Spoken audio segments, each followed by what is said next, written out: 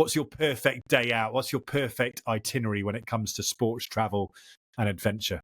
One place that I have visited quite a bit and I have quite a bit of knowledge um, of is in Paris. So if anybody goes for the French Open, this would be my ideal day. Love it. Um, I usually would stay as a player closer to the tennis courts, which is it's great. But when I went for the Olympics, I stayed in Le Marais, which was incredible for so many reasons. You have so many great coffee shops around you. And I'm always looking for a quality cup of coffee. So it needs to be like really good tasting espresso that's not sour, and you need to have somebody who can do and froth alternative mix milks very well. So for me, finding an almond milk latte, like the perfect one, was really tough.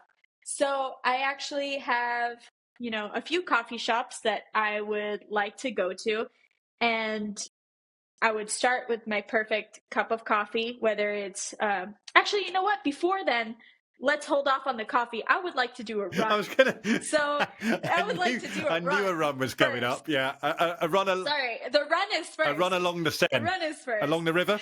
I would run along the Seine. And it's really nice because even when you're in Le Marais, you have the Seine right there. And the easiest thing is they all have sidewalks, they all have walkways.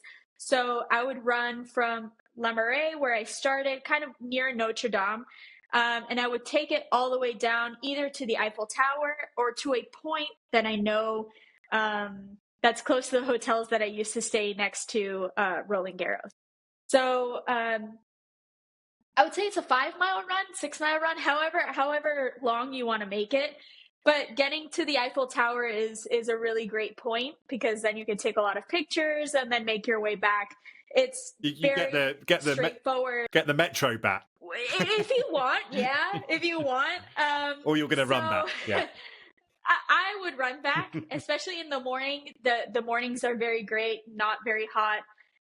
Beautiful mornings in Paris. So I would start always with a run, go back, shower, change, then go for a nice little walk to a coffee shop.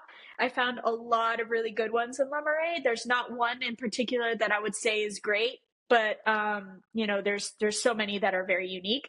I did find one that's Australian owned. So the owner actually came from Sydney to open up his own coffee shop in Paris. And it's pure Australian coffee. I've never had it before. It is delicious. So it's called O Coffee. It's closer to the Eiffel Tower. So if you want to take the metro, which I learned during the Olympics is super easy to take. You get a metro card on your phone. You just, even that metro app can tell you the stops and what transfers you need to take. It's so very it's good. super easy taking the metro. I would get either an avocado toast if you're about that life, or if you're like me and you need your authentic Parisian croissant, authentic French croissant, there's a boulangerie at every single corner. And believe me, if you can't find one, just smell one. They're around. So I would do my coffee, my croissant, and then, like I said, the metro is very easy to take in Paris.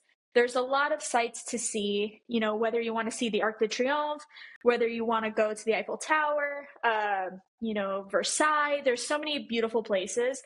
If you love tennis and if you go at the time of the French Open, lots of metros will leave you exactly at different stops around the grounds, which is great. You could spend the whole day there. It's a great area where Roland Garros is, isn't it? Boulogne-Billancourt. It's because, of course, it's such a sporting district. You've got Paris Saint-Germain, Parc des Princes is there. You've got the rugby stadium literally opposite the Parc des Princes, and then Roland Garros there as well. It's brilliant. It's great, and it's a very quiet neighborhood. I feel like it's very beautiful. There's a lot of small bistros around as well if you want to grab a bite for lunch or something. It's super, super nice, very quiet, very easy to get to. Like I said, many metro stops around. So if you're going for the tennis, it's absolutely perfect. If you're going there at any other time, there's so much to do around the city. There's so many good shopping spots if you're about the shopping life. It doesn't necessarily need to be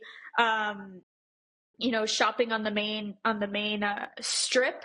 It could be anywhere. I mean, Paris has so much to offer, and the train system, I feel like in Paris is really great. One thing that I haven't done yet that I would really like to do is go and visit Champagne and actually go to some of these vineyards around, because it's a 45-minute train ride from Paris. Essentially to go to some of these regions where you can have wonderful wine, wonderful champagne. Monica, I know all about Champagne because that's where I got engaged. Well, then what am I doing talking about Champagne? You should be giving us the perfect itinerary. But I mean, the thing is, like, France is so wonderful in so many ways because you have so much to do. And then obviously once you're done with your day drinking, or you're done with Roland Garros, or you're done with shopping, there are so many great restaurant options, from fine dining, super fancy schmancy eateries, to small bistros. A lot of really good international cuisine. And my favorite, honestly, in Paris is finding good Moroccan restaurants. Oh, right. Because there are a lot of people from Morocco who come, and they make incredible couscous, incredible chicken, incredible vegetables, and pretty much an all-balanced meal if you're a tennis player. So I would love having Moroccan food while I was in France. The great thing as well is, I mean, even inexpensive food in Paris is still lovely, isn't it? It still tastes so good. Yeah, that's why I say, whether it's a bistro or fine dining, you can't go wrong. So I think so your perfect sports travel itinerary, what we're doing, we're going to Paris, we're taking a run along the Seine to wake up in the morning. And then we're getting ready for the day. We're going for a walk. We're seeing the sights, and then we're going to the French Open. But you need the coffee, because without coffee, some people can't function, like myself. The coffee, and then the dinner in the evening, and then the next day we're going to Champagne, essentially. Exactly. That sounds like a pretty good weekend to me. Thanks for watching this Planet Playground podcast. As we discover our world through its best sports events and adventures, you can watch much more right here.